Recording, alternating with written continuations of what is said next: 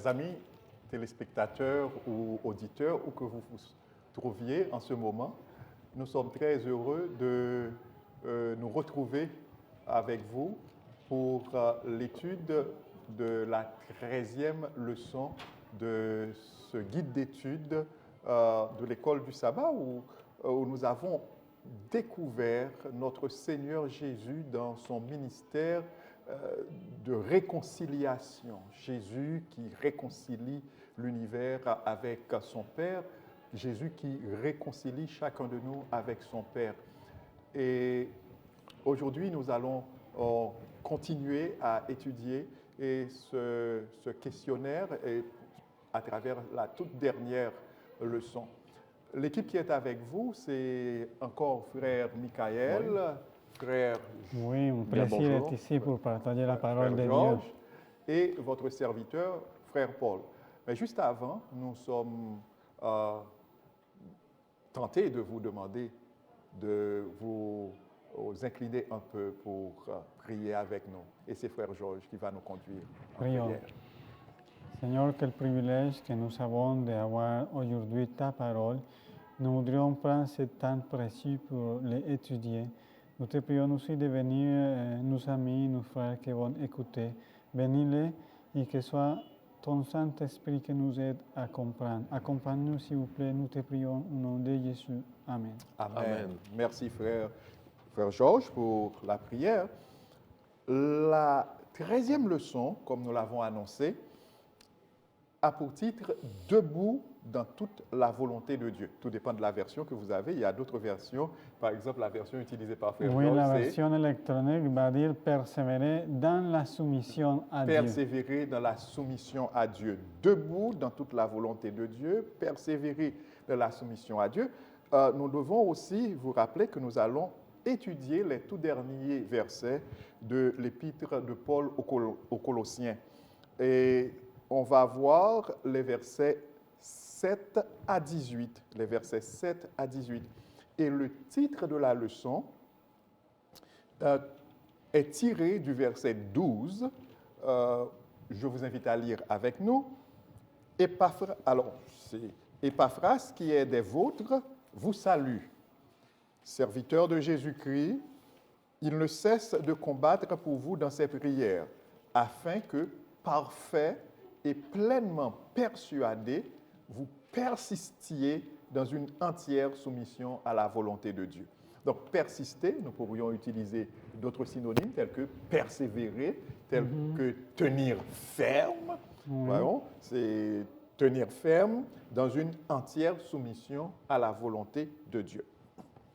Donc, que dans votre questionnaire, dans votre guide d'études de la Bible, que vous ayez persévéré dans une entière soumission à la volonté de Dieu, que vous ayez debout dans toute la volonté de Dieu, c'est la même chose. Ce sont les mêmes notions que nous allons étudier. Alors, le verset à mémoriser, c'est « Rendez grâce en toutes circonstances, telle est à votre égard la volonté de Dieu en Jésus-Christ. » Quand nous lisons les versets 7 à 18 du dernier chapitre de l'épître de Paul aux Colossiens, nous voyons un Paul qui fait une présentation et on pourrait dire, mais pourquoi tous ces noms, pourquoi tous ces détails?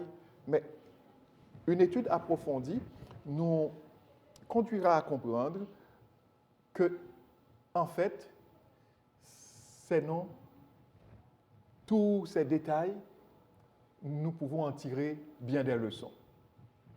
Tout d'abord, nous pouvons comprendre que Paul n'était pas seul dans son œuvre, dans son ministère.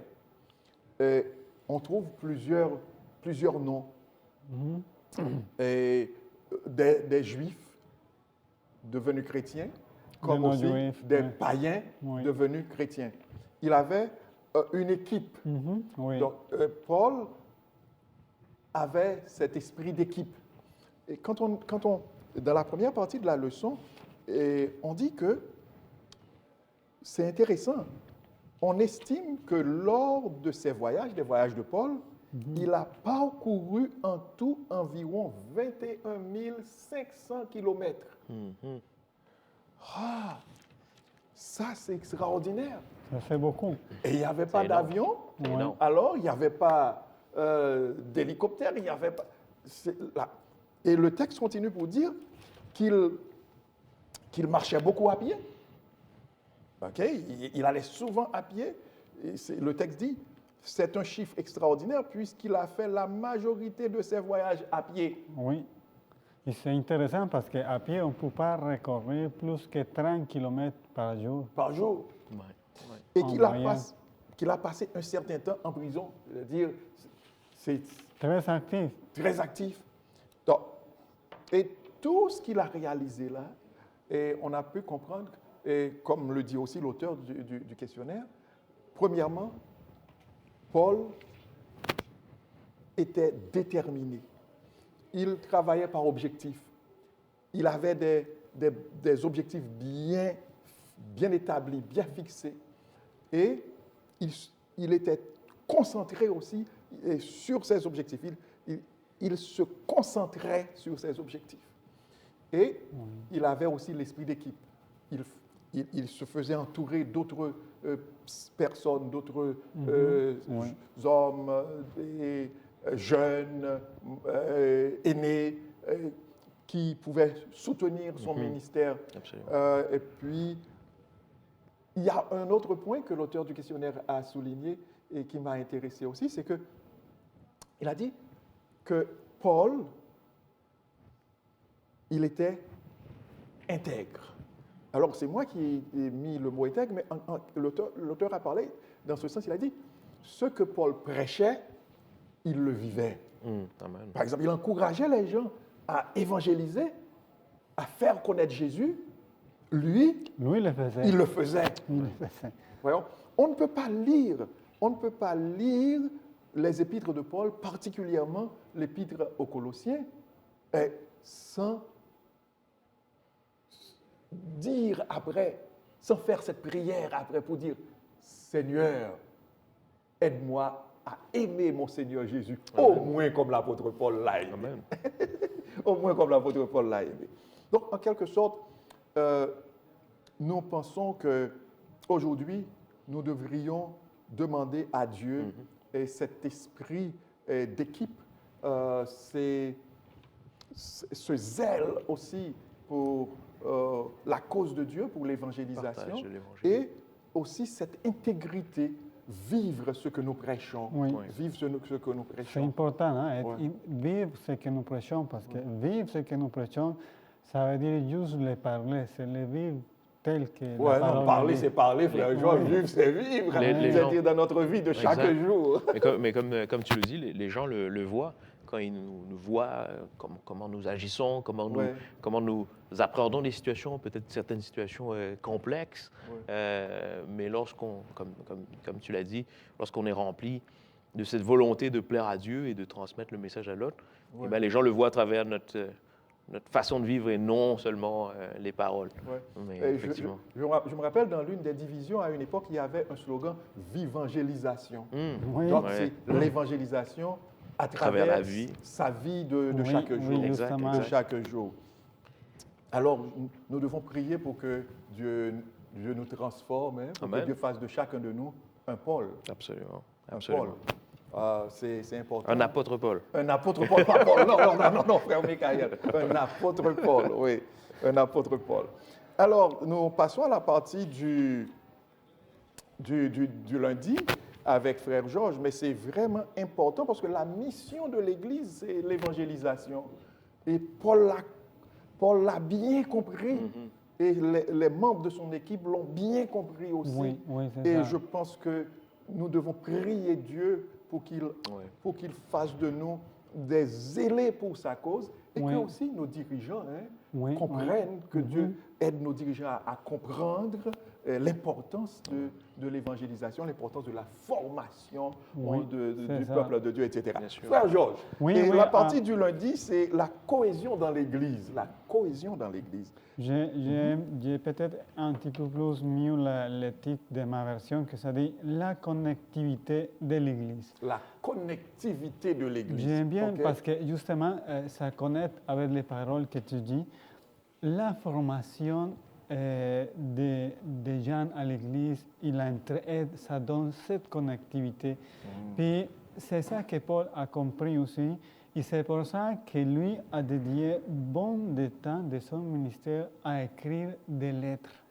Parce que ces lettres, il avait une mission, il s'est resté à l'Église informé de quoi qui était arrivé à lui comme personne, mais aussi pour les encourager spirituellement. Et j'aime bien ça parce que pour les lettres, il fallait avoir recourir à ce système de qui va apporter la lettre et de ceux qui vont la recevoir et les messages et tout ça. Et ça me fait rappeler que l'apôtre Paul, il prenait les outils qu'il avait en main. Il faisait des équipes, comme tu l'as mentionné, les jeunes, les moins jeunes, les plus spirituels, les gens qui priaient, tout ça, c'est ça que lui faisait. Puis ça, c'est un appel aujourd'hui pour nous. Nous avons des autres ressources aujourd'hui, comme différents médias de communication, les réseaux sociaux, l'Internet. Je suis content que vous soyez venu avec ces détails-là, frère Georges. Disons, au temps de Paul, ce n'était pas facile. Oui, ça n'était pas facile. Non. Et il a fait le travail pareil. Malgré ça. Il a Et fait l'impact était important. Et vous savez, aujourd'hui encore, il y a des spécialistes qui se posent des questions. Je me rappelle avoir lu une histoire, l'histoire d'un fils d'athée et qui, après avoir lu le livre des Actes, a commencé par se moquer du christianisme. Ben, comment, en ce temps-là, comment comprendre qu'un homme, qu'un humain ait pu réaliser tout cela? Et après, pour montrer que pour bien asseoir. Pour fondamenter sa moquerie, c'est ça, on pour dirait. bien asseoir son point de vue, pour trouver des arguments solides, il a commencé par faire des recherches. Et devinez, à la fin, il a été convaincu que tout ce qui est écrit dans le livre des Actes, et particulièrement concernant les voyages missionnaires de Paul, était correct. Et il est devenu chrétien. Oui, On va c'est trouver ça. cette histoire dans l'un des chapitres là, des 28 croyances fondamentales. Je crois que c'est l'édition Yadpa.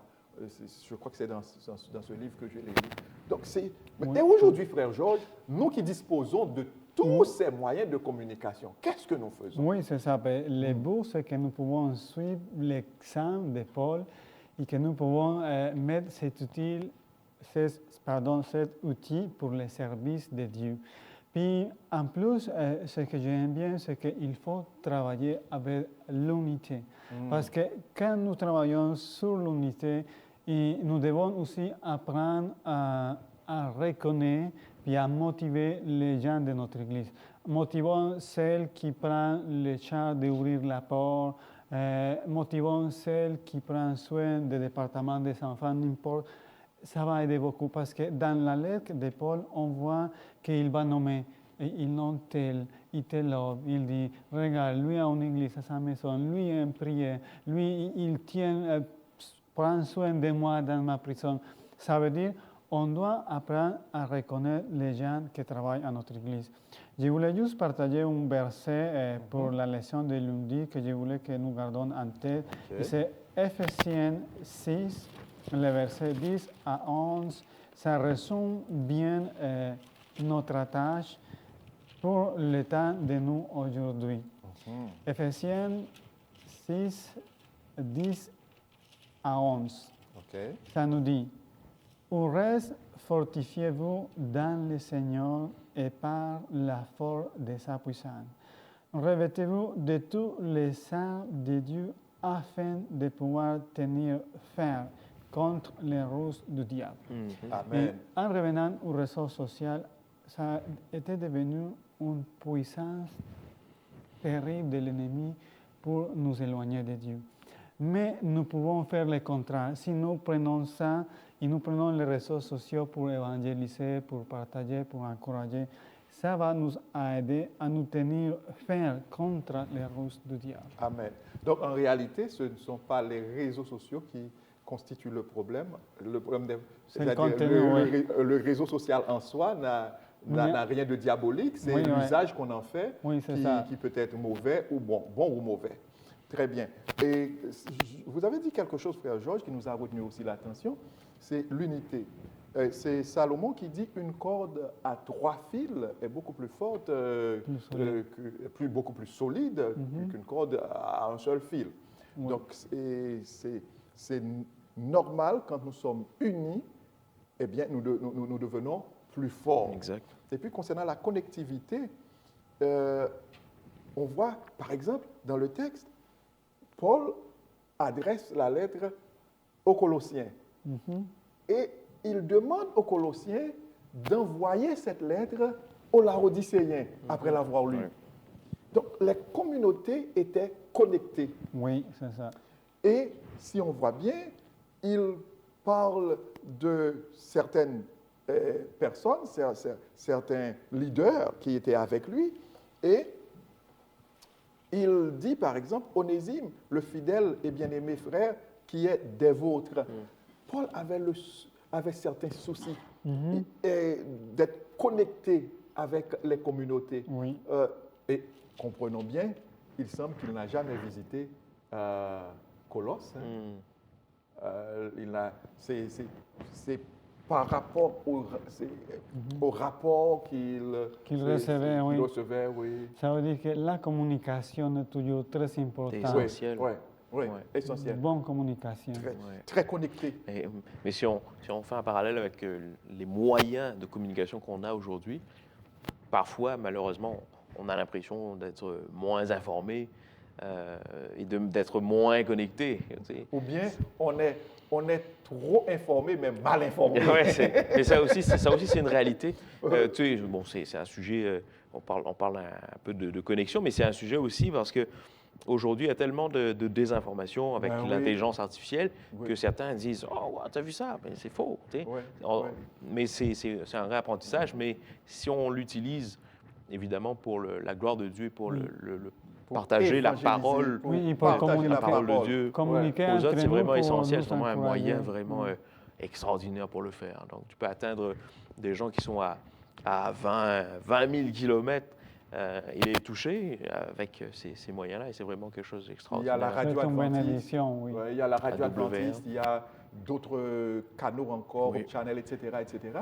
Et je comprends quelque chose.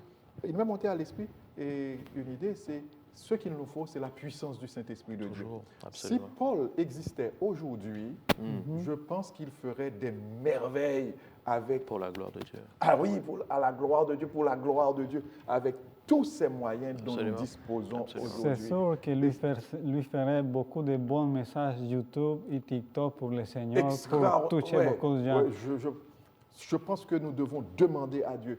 Vous qui nous écoutez, bien-aimés, nous devons demander à Dieu. Nous devons plaider avec Dieu comme Jacob l'a fait pour lui demander son Saint-Esprit afin que nous soyons animés de ce zèle-là Amen. pour l'évangile du Seigneur. Que nous arrivions à aimer notre Seigneur Jésus tant que sa cause deviendra notre priorité.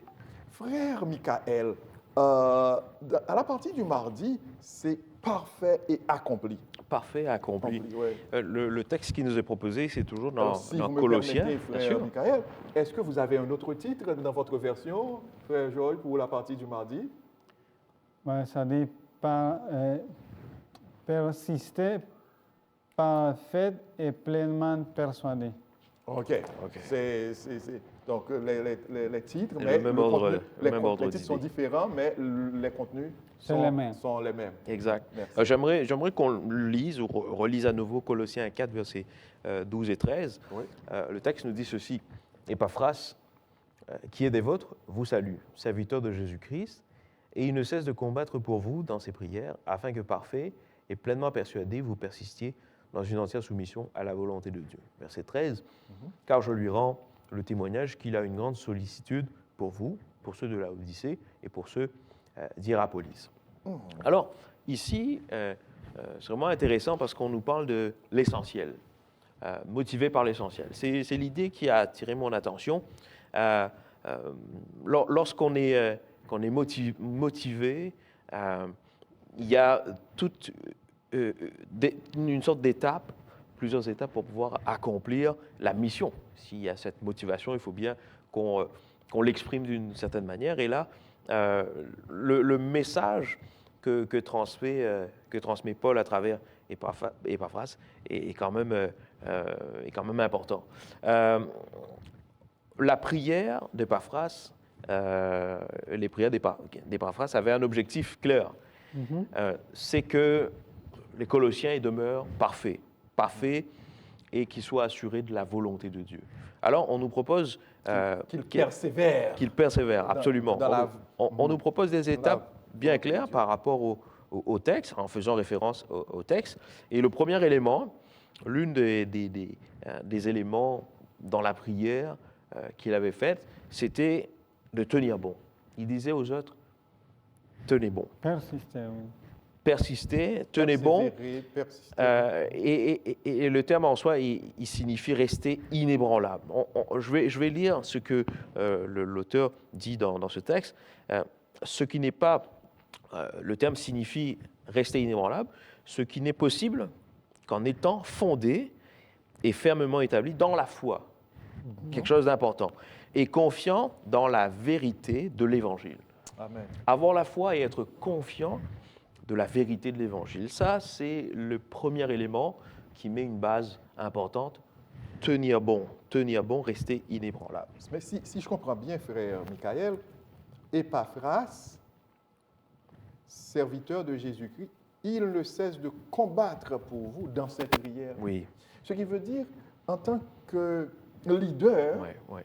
Épaphras avait le souci du salut de ses frères et sœurs à Colosse. Je crois que l'amour du prochain était vraiment l'élément moteur de cela. Et il priait. Oui.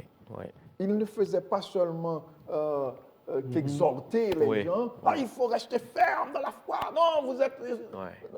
Tout se passe en prière. Il plaidait. J'aime le verbe. Il combattait. Oui. Il intercédait. Parce qu'il y avait une réalité. Ouais. Il y avait une réalité aussi. C'est quand Paul parle ainsi, il fait quand même référence à la bataille contre toutes les ruses du diable. Tu avais lu tantôt dans Éphésiens 6. Et les forces des ténèbres. Il y a aussi une réalité derrière tout ça. On nous encourage à tenir ferme, tenir bon, mais il faut réaliser qu'il y a un combat spirituel. Et l'encouragement vient par la suite, toujours dans cette partie du fait de tenir bon, de rester inébranlable, c'est de revêtir l'armure complète de Dieu, dans Éphésiens au chapitre 6. Ouais. Si vous me permettez, frère Michael, et vous avez dit quelque chose là de très important. Il faut tenir bon.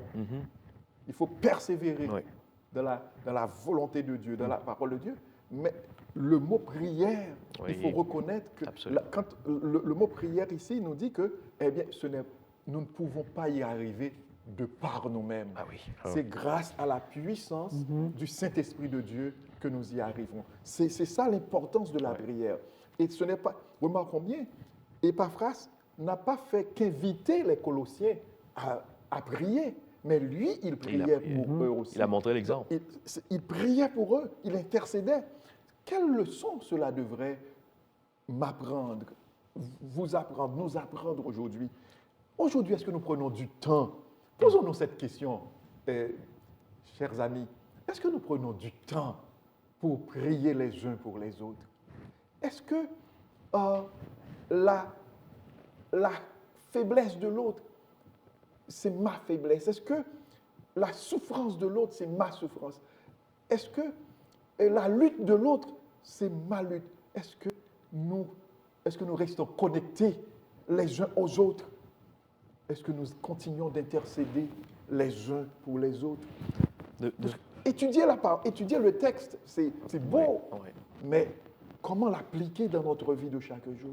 De façon concrète, dans nos réalités, à chaque fois, je le dis, on a probablement des agendas bien chargés, peut-être trop chargés, mais l'essentiel, en tout cas pour l'avoir vécu et pour le vivre, c'est que lorsqu'on vient au pied de la croix, lorsqu'on vient en prière, eh bien, le Seigneur nous accorde la paix. Le fait de nous en remettre à Dieu et de parler à Dieu de nos luttes, de nos joies, de nos combats, des souffrances, quelles que soient nos requêtes ou nos demandes, le fait simplement de poser nos genoux à terre, de prier à l'Éternel, c'est déjà un très grand pas qui va nous ouvrir à un changement, qui va nous permettre de nous rapprocher encore plus de Dieu. Évidemment, il faut le faire avec un sincère, mais on peut commencer là où on est, peu importe notre situation. Et il faut se mettre en prière. Si vous me permettez, je voulais juste mentionner que lui était loin des fois de son église, mais on voit que sa façon de prier, ça n'était pas une prière juste pour accomplir un réquisite. C'est la leçon que je peux tirer de ça, c'est que quand nous avons des projets à l'église ou quand nous voulons prier, ce n'est pas simplement faire une courte prière, c'est vraiment s'agenouiller et prier, présenter cette personne. Oui, faire vraiment une intercession, faire vraiment cette prière de notre corps pour dire Seigneur, je te présente ce projet, cette situation. Si on commence à avoir cet esprit à l'église, on va avoir un gros changement. Mais moi, il y a un élément sur lequel j'aimerais vraiment insister. C'est vrai, Frère Michael a parlé de l'importance de la prière dans notre vie personnelle. Et Frère Georges, vous avez insisté aussi là-dessus. Mais l'exemple d'Épaphras est un exemple d'intercession. Oui, c'est ça. Ce n'est pas, ici, il est sorti de lui-même.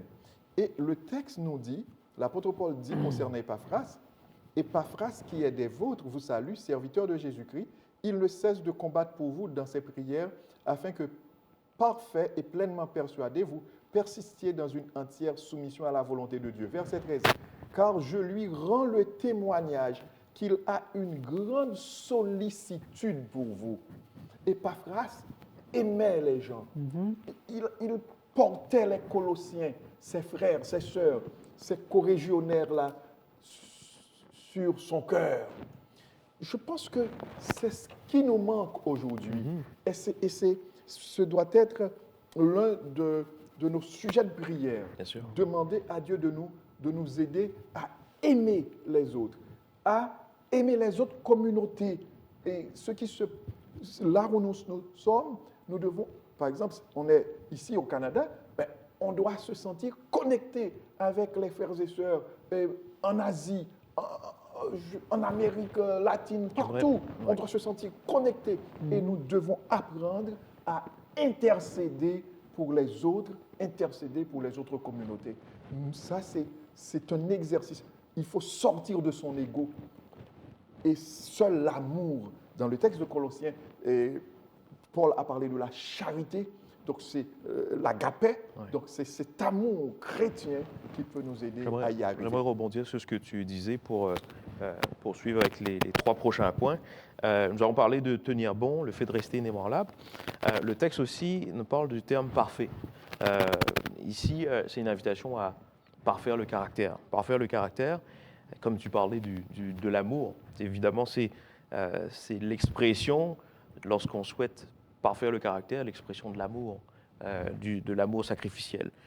Le 3e élément, c'est le terme accompli, qui fait de ce terme, de cette réalité, le fait de porter quelque chose à sa pleine mesure, être comblé. Parce que lorsqu'on parle de ce terme accompli, on fait référence à Abraham qui était pleinement convaincu, quand le texte nous le dit dans Romains 4, verset 21, que Dieu ferait ce qu'il avait promis, même si c'était humainement impossible. Ça, c'est le 3e élément. Enfin, le dernier élément, c'est toute la volonté de Dieu. qui fait encore référence ici à Colossiens, Donc, au chapitre 1er. Paul lui-même prie pour que les Colossiens soient remplis de reconnaissance de la volonté de Dieu. Ce comportement, le comportement de Paul, eh ben, c'était la manière de montrer la façon que Dieu a fait de transmettre cet amour, mais aussi d'inviter tout un chacun à contempler sa puissance glorieuse. Merci, frère Michael. Paul priait pour les communautés et je dirais les collaborateurs de Paul priaient aussi. Epaphras était un collaborateur de Paul. Il suivait l'exemple de Paul dans l'intercession. Et je pense que ce doit être notre devoir à tous. Nous devons tous nous commencer. Si nous avions l'habitude de le faire, que nous continuions. Mais si nous n'avions pas l'habitude de le faire, que nous apprenions à le faire, que nous apprenions à intercéder pour les autres. Amen. Et la partie du mercredi nous parle de vivre dans ce monde, mais sans être du monde. Et votre version dirait Oui, la même vivre chose. dans ce monde sans faire partie. Vivre dans ce monde sans en faire partie. Très Ouais. bien. Alors, frère Georges, Oui, c'est une question des fois assez controversée parce que des fois on va comme interpréter d'une mauvaise façon. Mais ici nous donne le contexte de deux personnages différents. On va parler un petit peu ici de Démas, on dit comme ça, Démas, oui, oui. puis de Luc, que c'est le médecin qui était à côté de Paul. Puis il nous donne l'exemple. On sait bien qu'un médecin, c'est quelqu'un qui a une profession qui va lui procurer beaucoup d'argent. Mais on voit ici un Luc que quand il a connu l'Évangile, il a connu le trésor. Mais aussi, il a reconnu ce qui était Paul et qu'il avait besoin d'aide.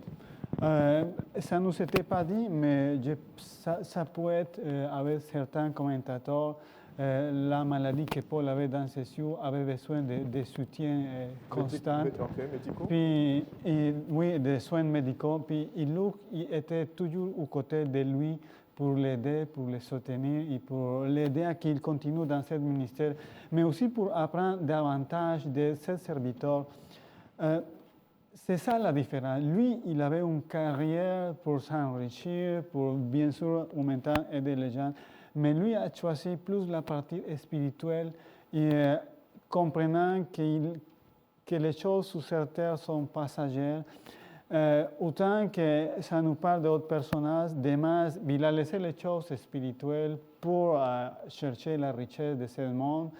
Puis, c'est une décision aussi que chacun de nous doit faire. C'est un choix qu'on doit faire et qu'on doit prendre.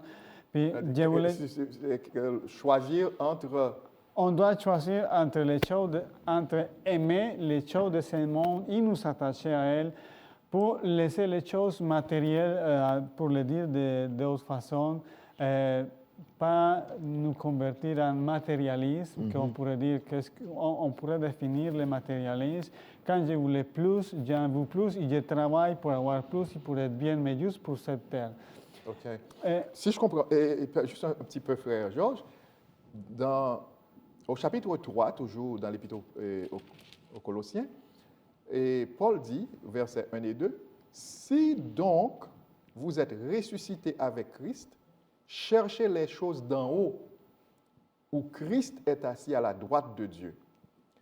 Affectionnez-vous aux choses d'en haut et non à celles qui sont sur la terre. » Donc Démas, lui, il était attaché aux choses de la terre. Oui, c'est ça. Et Luc, lui, il était attaché aux choses spirituelles, aux choses d'en haut. Oui, Merci, frère c'est ça. Georges. Ouais. Je voulais juste partager quelques versets qui, toujours que j'ai l'occasion de les lire, ça sont une bénédiction pour ma vie.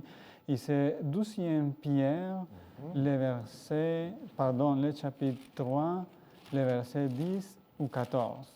2 Pierre. Si vous pouvez, pour celles qui nous écoutent, si vous pouvez chercher votre Bible, je vous encourage à le faire, mais si vous êtes en train de conduire, écoutez qu'on va le lire pour vous autres. Je vais demander au frère Paul de le lire, le chapitre 3 de 12e Pierre, le verset 10 ou 14. 10 à 14? Oui, s'il vous plaît. OK. 2 Pierre 3, versets 10 à 14. Oui. Le jour du Seigneur viendra comme un voleur. En ce jour, les cieux passeront avec fracas, les éléments embrasés se dissoudront, et la terre, avec les œuvres qu'elle renferme, sera consumée. Puis, donc, puisque donc toutes ces choses doivent se dissoudre, quelles ne devez-vous pas être par la sainteté de la conduite et par la piété, attendant l'avènement du jour de Dieu, jour à cause duquel les cieux enflammés se dissoudront et les éléments embrasés se fondront. Mais nous attendons, selon sa promesse, de nouveaux cieux et une nouvelle terre où la justice habitera. C'est pourquoi, bien-aimés, en attendant ces choses, appliquez-vous à être trouvés par lui sans tache et irrépréhensible dans la paix. Amen. Merci beaucoup. Ça résume très bien la leçon que nous pouvons attirer. On ne peut pas s'attacher aux choses matérielles parce que ça va être consommé par les fous. Ça ne donne pas la paix que notre temps soit investi pour avoir des choses matérielles comme le dernier bout dans la vie. Je voulais bien m'expliquer. Il n'y a rien de mauvais d'avoir des choses matérielles. Et oui, nous avons besoin d'une maison, d'une voiture, des affaires comme ça. Mais le problème, c'est quand on reste attaché à ces choses. Quand on en fait Oui, son ou ses dieux. oui, c'est ça. Quand les choses matérielles, l'argent, etc., dans l'un des versets précédents, Paul a parlé de la cupidité qui est une idolâtrie. Oui, c'est ça. Donc, quand on s'accroche aux biens matériels, quand on fait de ces choses-là la priorité de sa vie. Oui, c'est ça. Je voulais juste vous dire, quand nous commençons à voir que le travail nous enlève le temps et le goût de prière, faisons très attention parce qu'on est en danger. Mais quand on travaille, puis avec notre travail, on soutient l'œuvre de Dieu, gloire à Dieu, ça va nous aider et on va trouver la croissance spirituelle dans ça. Mais sachons-nous que l'équilibre peut nous le donner justement Dieu. C'est Dieu qui va nous dire, oui, mon fils, continue à travailler parce qu'avec ce que tu fais, tu es dans les bonnes routes. Mais si c'est le contraire, c'est Dieu qui va nous le dire. Faisons ça aussi attention parce que ça ne va être pas quelqu'un d'autre qui doit te dire, hey, je vais te dire qu'est-ce que tu dois faire. Ça doit être la communion personnelle et la prière de Dieu et la personne qui va prendre des décisions importantes par rapport à ça. Puis j'aime bien ce que l'apôtre Paul finit pour nous dire dans le verset 14. C'est pourquoi, bien-aimés, en attendant ces choses, appliquez-vous et trouvez-vous pour lui, pour être trouvé sans tâche, pour être irrépréhensible, pour être en paix. Ça, c'est la meilleure chose. Parce que quand nous travaillons pour le Seigneur, oui, on va être dans la paix, on va être tranquille. Les choses ne vont pas nous inquiéter. Bon, que les problèmes d'inflation, de la guerre, n'inquiétez pas pour ça. Nous avons un objectif à accomplir et avec Dieu, c'est sûr, on a l'assurance en Dieu. Amen. Donc, si nous comprenons bien, frère Georges, selon toutes les belles leçons que vous nous avez apprises là, dès que nous remarquons que quelque chose ou quelqu'un commence à prendre dans notre vie la place de Dieu, c'est-à-dire la toute première place, c'est que nous sommes en danger. Oui, on est en danger. Cette chose ou cette personne commence à devenir une idole pour nous. Oui. Donc, la toute première place dans notre vie doit être accordée à Dieu. Et vous avez donné des exemples clairs. Si nous voyons que quelque chose ou quelqu'un commence à nous ravir notre temps de prière, nous ne pouvons pas, on a des leçons, on ne peut pas prier, on a des leçons, ou bien on doit aller au travail, on ne peut pas étudier la parole de Dieu, on doit prendre soin de ses enfants. Alors, dès que quelque chose ou quelqu'un commence à occuper la place que Dieu doit occuper dans notre vie, eh bien, cette chose-là ou cette personne-là commence à devenir une idole pour nous. Et notre Dieu, c'est une idolâtrie. C'est de l'idolâtrie. Alors, merci, frère Michael. Frère Georges, pardon. C'est très important, ça. Très important. Vivre dans ce monde sans être du monde. C'est ça. Oui, c'est ça. Nous sommes dans le monde, comme Jésus l'a dit, mais Nous ne sommes pas du monde. Et un message pour Laodicée, frère Michael? Un message pour Laodicée. Bon, on connaît bien l'église de Laodicée. À chaque fois quand j'entends Laodicée, ben, je pense à cette église tiède, aveugle à ses propres besoins. Apocalypse 3. Christ même est prêt à cracher cette église de sa bouche. C'est un peuple jugé, mais en soi, toutes les caractéristiques négatives qu'on peut essayer de tirer de Laodicée, on peut, en allant plus en profondeur dans le texte, comprendre que c'est une église qui, malgré tout, que Dieu aime, que Dieu veut sauver et que Dieu veut offrir l'éternité. Le guide d'études nous parle du fait que les prophètes, dans ce temps, reprochaient à Israël de vouloir adorer comme le monde. Et ça m'a fait penser un peu à 2026. Certaines communautés, certaines églises oublient parfois l'essentiel, c'est de se conformer un peu au monde, de faire rentrer un peu du monde dans l'Église. Et c'est parfois un piège qui peut nous éloigner de Dieu. Mais les apôtres, pour Laodicée, ont aussi ce même message, un message similaire, de dire aux Israélites, de dire au peuple de se repentir. Repentez-vous, car les jours où le jugement arrive sont bien à la porte. Nous sommes ici dans Apocalypse 3, frère Michael. Oui, j'avais cité C'est Apocalypse 3. Apocalypse 3 et verset 14. Est-ce que vous pouvez nous le lire? Oui. Écrit à l'ange de l'église de Laodicée, voici ce que dit l'Amen, le témoin fidèle et véritable, le commencement de la création de Dieu. Je connais tes œuvres, je sais que tu n'es ni froid ni bouillant. Puisses-tu être froid ou bouillant? Ainsi, parce que tu es tiède et que tu n'es ni froid ni bouillant, je te vomirai de ma bouche. Parce que tu dis, je suis riche, je me suis enrichi, et je n'ai besoin de rien, et parce que tu ne sais pas que tu es malheureux, misérable, pauvre, aveugle et nu, je te conseille d'acheter de moi de l'or éprouvé par le feu, afin que tu deviennes riche, et des vêtements blancs, afin que tu sois vêtu, et que la honte de ta nudité ne paraisse pas, et un collier pour oindre tes yeux, afin que tu vois. Merci. Alors, on le voit à travers ce texte. 3, verset 14 à 18. Merci. On voit malgré tout à travers ce texte que ce n'est pas, en tout cas moi je le vois ainsi, ce n'est pas une église sans espoir. Du tout pas. Ce n'est pas une église sans espoir. Et une anecdote vraiment intéressante que j'ai trouvée par rapport à Laodicée, le fait qu'on l'appelle tiède, en fait, dans la région où Laodicée se trouvait, ils n'avaient pas de réserve d'eau. Et pour pouvoir être approvisionné, cette région était approvisionnée en eau par des canalisations, via des canalisations. Mais tout au long du chemin, cette canalisation fluctue, la température change. Mais en arrivant à Laodicée, cette eau arrivait tiède et malheureusement pas très buvable, pas très agréable à boire.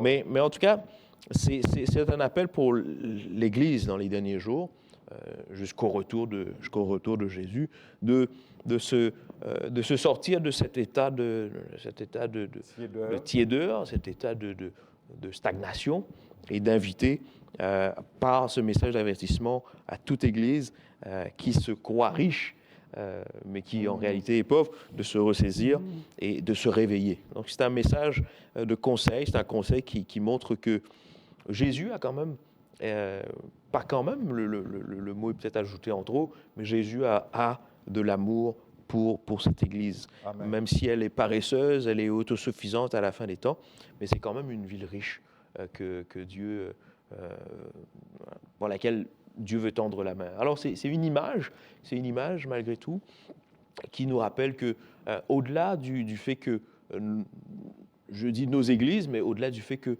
les communautés aient des imperfections, il faut garder en tête l'essentiel et évidemment se souvenir du sacrifice que Jésus a fait et non pas dormir sur ses lauriers et penser qu'on a tout gagné et que que la course est terminée. Alors donc c'est un défi, c'est un message pour nous de nous en remettre à Dieu pour pousser encore plus loin et aller vers cette conquête de la vie éternelle, Si, alors, le message à la Odyssée ou bien le message aux Laodicéens devrait être pris en grande considération par nous qui vivons aujourd'hui. Exact. Nous qui vivons à la fin des temps, parce que l'Église de Laodicée représente la dernière partie de l'histoire de l'Église chrétienne. Oui. Donc nous, chrétiens d'aujourd'hui, le message à la Odyssée nous concerne directement et nous devons prendre du temps pour lire ce message. Chacun de nous doit prendre du temps pour lire ce message. Et il y a, je crois que c'est dans Témoignages pour l'Église, volume 1, où il y a un chapitre dédié à l'Église, au message, à ce message, le message du Christ à l'Église de la Odyssée. J'ai l'impression que Frère Georges allait ajouter un mot sur le message pour, oui, je pour la pense que Odyssée. en continuant par la suite que Michael disait, le verset d'Apocalypse 21:3 nous dit « Et j'ai entendu du trône une forte voix qui disait « Voici le tabernacle de Dieu C'est quel avec chapitre, les Frère hommes. Georges? » Apocalypse chapitre 21, Apocalypse 21, oui, le verset 3. verset 3, oui. Oui, je reprends. J'ai entendu du trône une forte voix qui disait « Voici le tabernacle de Dieu avec les hommes. Il habitera avec eux et ils seront son peuple et Dieu lui-même sera avec eux. C'est une belle promesse de savoir Amen. que Dieu ne nous rejette pas. Il voulait Amen. rester avec nous.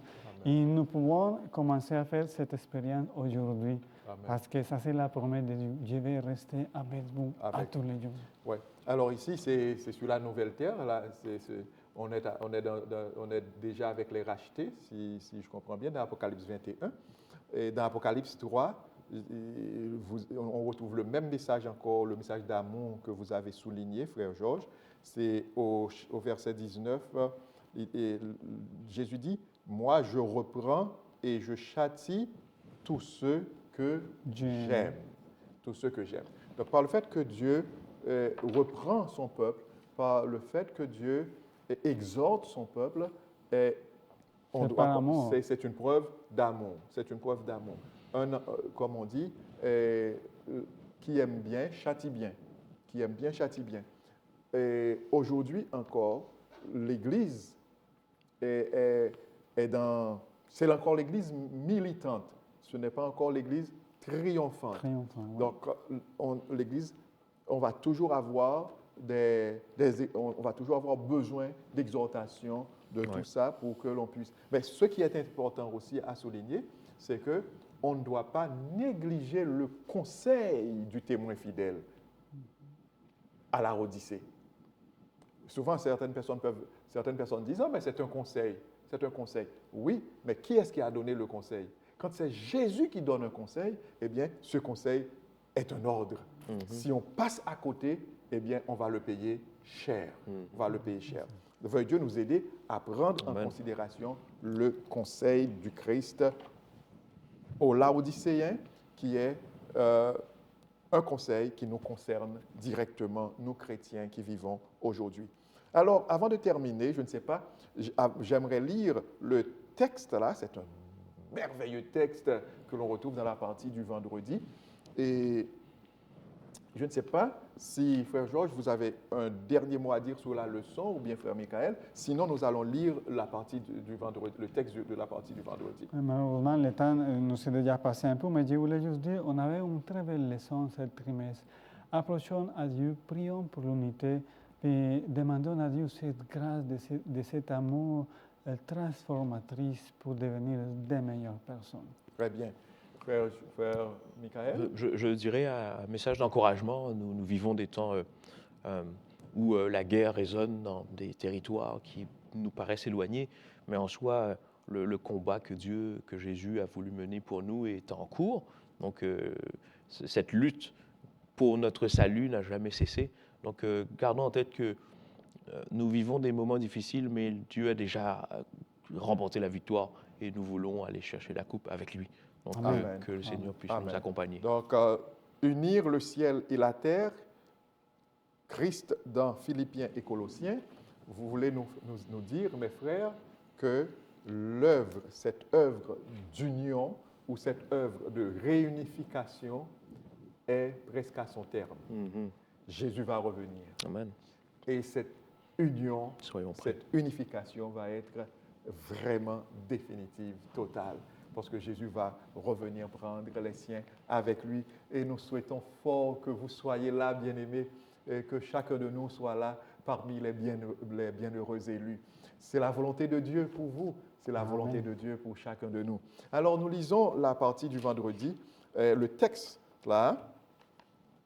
L'âme qui s'abandonne au Christ devient sa forteresse, qu'il occupe dans un monde en révolte et où il ne tolère aucune autorité rivale. Une âme ainsi gardée par des agents célestes est imprenable aux assauts de Satan. Amen. À moins que nous nous livrions au pouvoir du Christ, le malin dominera sur nous. Il faut nécessairement que nous soyons dominés par l'un ou l'autre des deux grands pouvoirs qui se disputent la suprématie dans le monde. Pour passer sous la domination du royaume,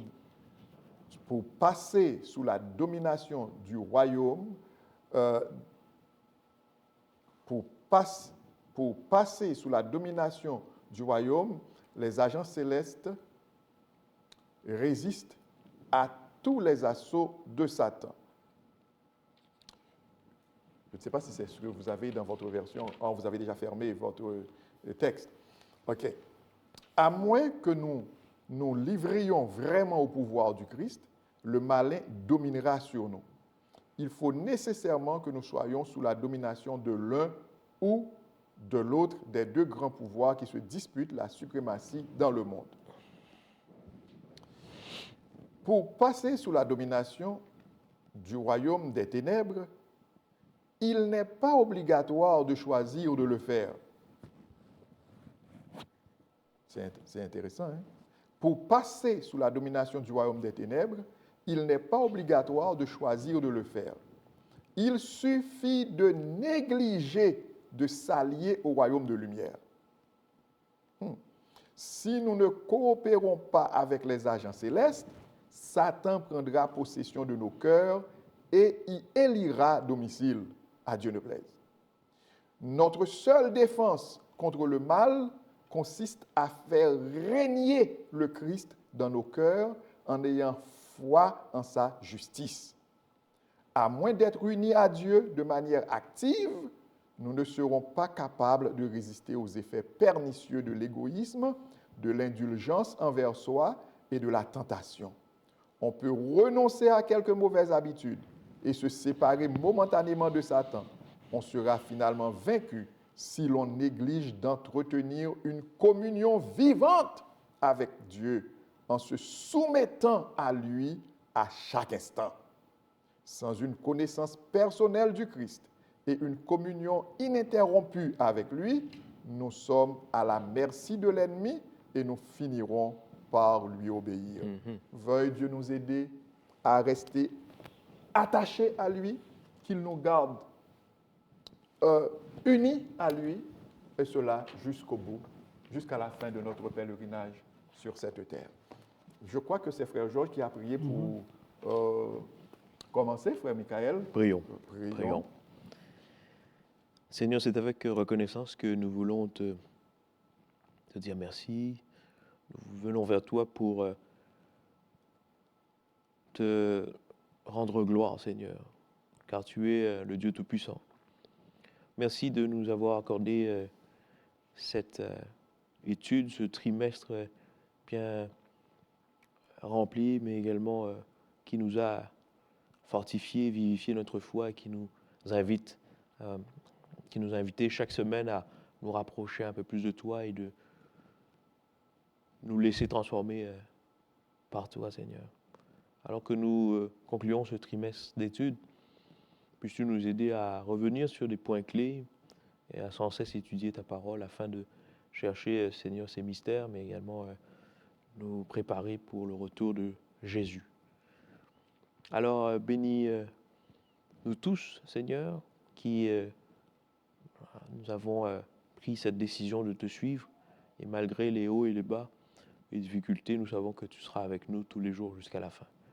Et c'est à travers ces mots que nous voulons, encore une fois, exprimer notre reconnaissance. C'est au nom de Jésus que nous te prions et pour ta gloire. Amen. Amen. Amen. Chers amis, nous vous disons au revoir et au trimestre prochain pour un autre guide d'étude de la Bible et avec d'autres leçons encore très intéressantes, très pertinentes pour notre salut. À bientôt.